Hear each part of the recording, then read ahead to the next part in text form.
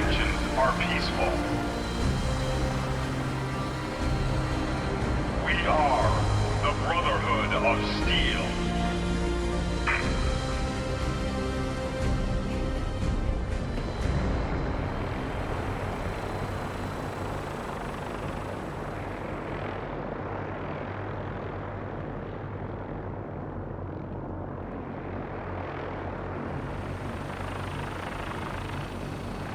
Deep into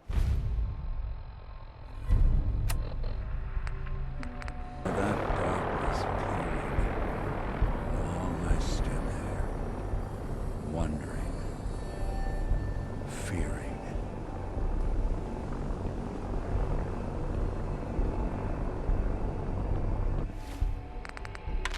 Repeating. This is Paladin Dance on frequency 9-5. All Brotherhood of Steel units are to return to the Cambridge Police Station immediately for reassignment. Repeating.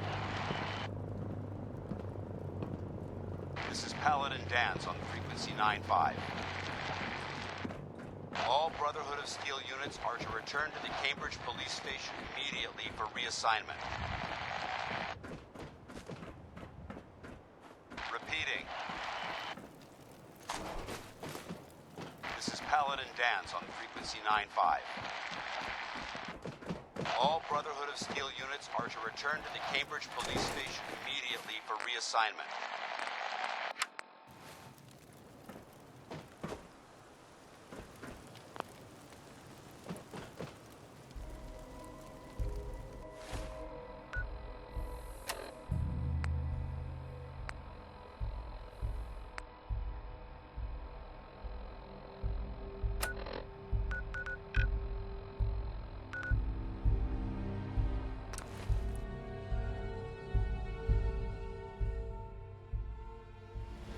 Here's the thing. I want to be left alone. A sort of note, I guess. Responder here in Diamond City, and I'll.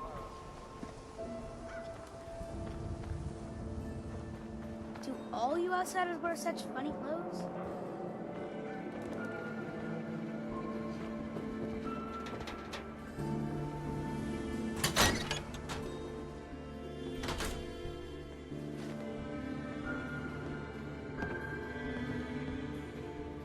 Well, Nikki Valentine walks into my office for a change. What can I say, Piper? You, me, hard luck all seem to run together like acid rain down an old sewer. You, including your client here in that analogy? So, you two are finally letting me in on this little case of yours. What's the story? We need help, Piper. This man named Kellogg kidnapped my son. But that wasn't all. He was working with the Institute. He gave them Sean. The Institute. Oh boy. I've been investigating these creeps for over a year now. The Commonwealth's boogeyman. Feared and hated by everyone. True enough. Sometimes they snatch people in the middle of the night, and sometimes they leave old synths behind to remind us that they're out there, but to this day, there's one thing nobody really knows. Where the Institute actually is. Or how to get in. Exactly. But there's one person who has to know, right? The guy who just handed them Sean. Kellogg. Huh. Man like that would have had access, in and out. But we both know that angle isn't going to work. Because he's dead. So, a murderer and a kidnapper gets his brains blown out by an avenging parent. Huh. Be a great ending if we didn't still have the biggest mystery in the Commonwealth to solve. He wasn't gonna talk. Even if I had a way of bringing him in alive. Gets his brains blown out. Huh. His brains. You know, we may not need the man at all. You're talking crazy here, Nick.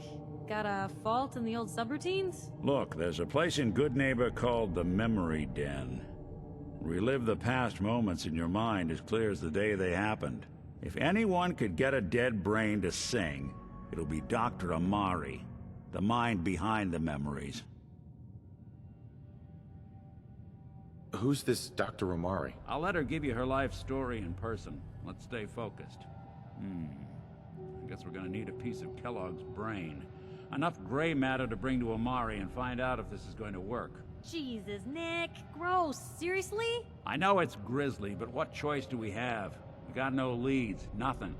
That old Merc's brain just might have all the secrets we need to know. Actually, I think I already have something. Kellogg had this thing attached to his head. Cybernetics, huh?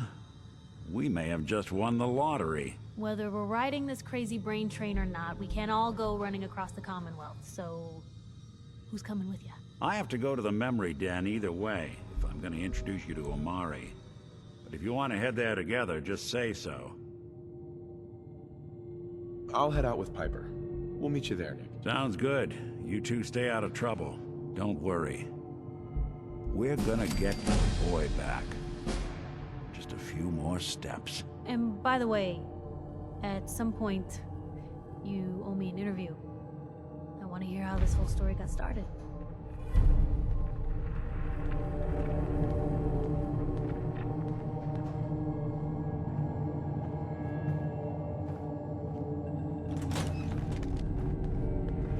Hey. You say the word. You holding up, Blue? Why are you calling me that? 'Cause you're a vault dweller? I know you're not wearing the blue jumpsuit right now, but the Pip-Boy and the fish out of water look... dead giveaways. So here's the deal. I want an interview. Your life story in print. I think it's time Diamond City had a little outside perspective on the Commonwealth. Besides, I'm already following you around. Might as well get some quotes while we're at it. All right, Piper. I'm in. Good. Let's get down to business. So, I know you're from a vault. How would you describe your time on the inside? My family and I were frozen. I didn't spend much time in the vault. Wait, they boxed you up in a fridge? The whole time? Are you saying you were alive before the war? Yes. I'm over 200 years old. Oh my god. The man out of time. So, you've seen the Commonwealth, Diamond City. How does it compare to your old life? Honestly, seeing everyone surviving out here, rebuilding the world, it gives me hope. That's surprisingly inspired, Blue. We're definitely quoting that. For the last part of our interview, I'd like to do something different. I want you to make a statement to Diamond City directly. The threat of kidnapping is all but ignored in the Commonwealth. Everyone wants to pretend it just doesn't happen. What would you say to someone out there who's lost a loved one but might be too scared or too numb to the world to look for them? No matter how much you want to give up, don't. You have to have hope that you'll see them again. Or at least, that you'll know the truth. A strong note to end on, Blue. Thanks. That's everything. It's gonna take some time to put this all together, but I think your story is gonna give Diamond City plenty to talk about. Anyway, we should probably get going. Thanks again.